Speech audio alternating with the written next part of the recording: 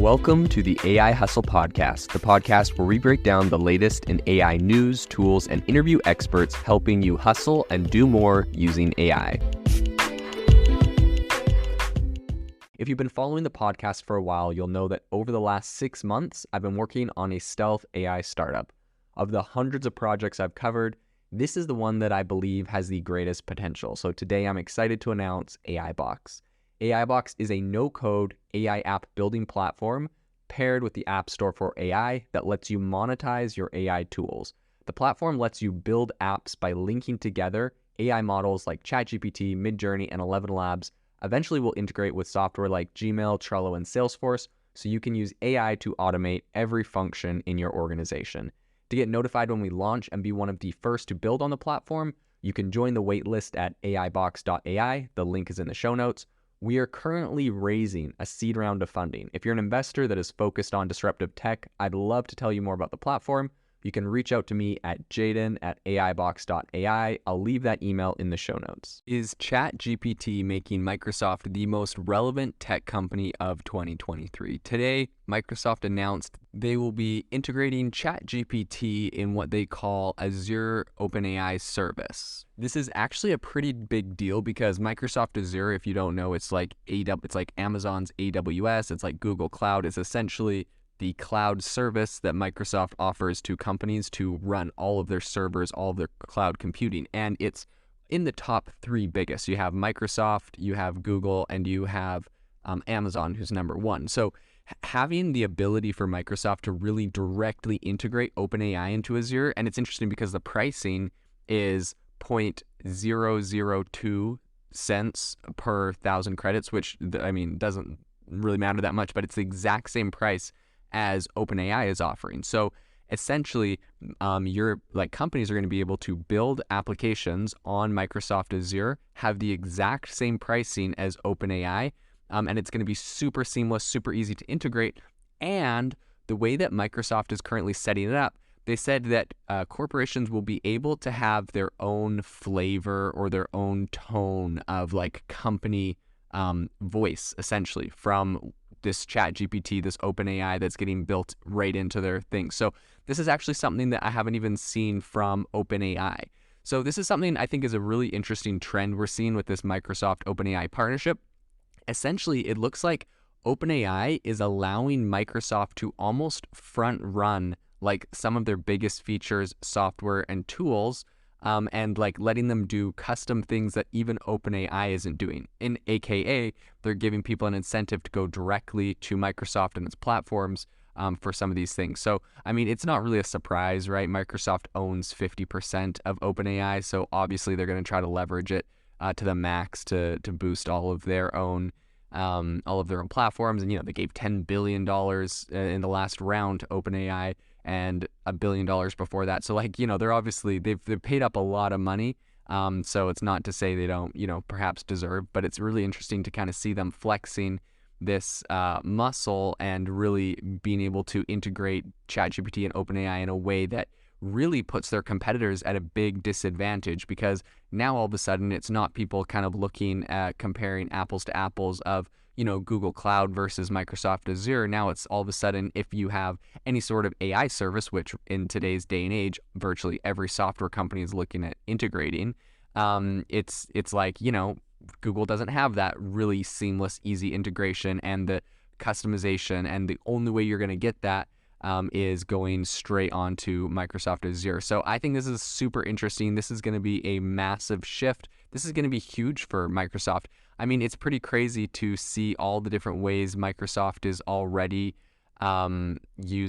integrating everything OpenAI into their services, right? They got GPT 3.5 with that. Apparently they're using OpenAI to help them with when they purchased GitHub, which is the big code database online, and they came out with GitHub Copilot, which essentially helps developers code faster with, it's like ChatGPT but for code. Apparently this is being run and using OpenAI's technology to help improve that. So that's very interesting.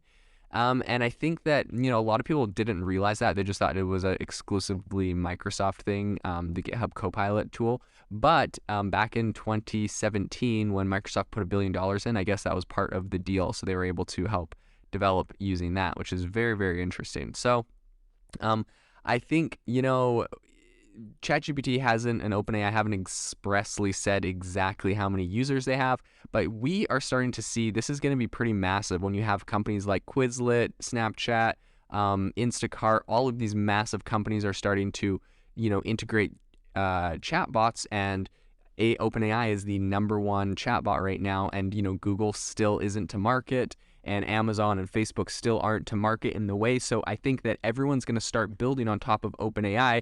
And if all these other players don't get their act together and start coming out with software and solution and tools, OpenAI is really going to dominate. And in addition, with OpenAI's most recent price drop, where they essentially made ChatGPT 90% cheaper than their last AI model, which was, worse. So they made a better product 90% cheaper. They are just going to steamroll anyone that tries to play in this space. That's my prediction. Google's going to have to try to play. Amazon, Facebook, will probably see plays from them. Apple, on their last earnings call, talked quite excessively about how they're integrating AI into everything, but I feel like that's probably, to be honest, them just trying to stay on the hype and seem like they're relevant, because they're really not in any of this generative AI that we know of at the moment. They're more focused on hardware. They'll probably come with a VR headset or something like that. So they've probably been sidetracked. But this is going to be pretty interesting. People in enterprise, in particular, appear to have really embraced this AI. Everyone is integrating tools into it. And it's really interesting. There was a recent survey of professionals from companies, including like Bank of America, Amazon, and McKinsey. And nearly 30% of them, and this is a report done by Fishbowl, but nearly 30% of the professionals surveyed said that they've used ChatGPT to assist with their work. Marketing, advertising, programming, consulting, accounting, and teaching. And so we're just going to see this proliferate deeper and deeper into these tech companies. It's obviously top of mind for most of them. They're all going to be integrating, and Microsoft's going to be making out like a bandit having such a direct integration on their Azure cloud platform.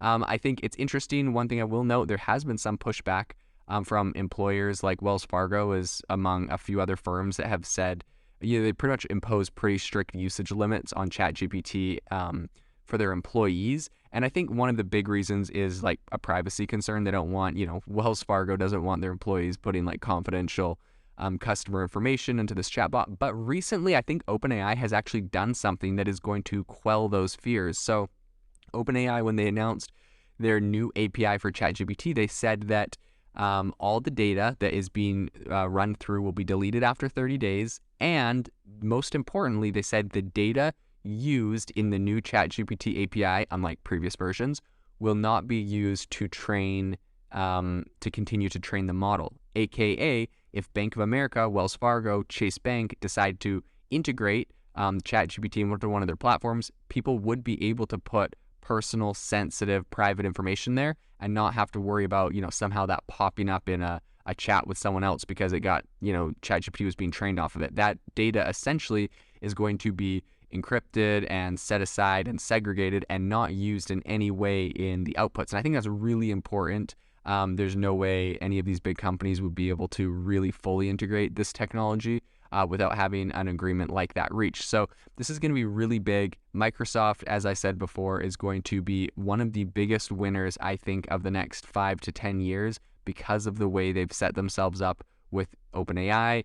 And I think that it's going to be a massive, massive win for them to integrate so directly into their Microsoft Azure platform. If you are looking for an innovative and creative community of people using ChatGPT, you need to join our ChatGPT creators community. I'll drop a link in the description to this podcast. We'd love to see you there, where we share tips and tricks of what is working in ChatGPT. It's a lot easier than a podcast, as you can see screenshots, you can share and comment on things that are currently working. So if this sounds interesting to you, check out the link in the comment. We'd love to have you in the community. Thanks for tuning in to the AI Hustle podcast. If you could do us a massive favor, we would really, really appreciate it if you could leave us a review wherever you get your podcasts. This helps people find the podcast. It helps people know this is a good place to go. And we would really, really appreciate it, as it helps us continue to bring on incredible guests and share incredible content for you to listen to.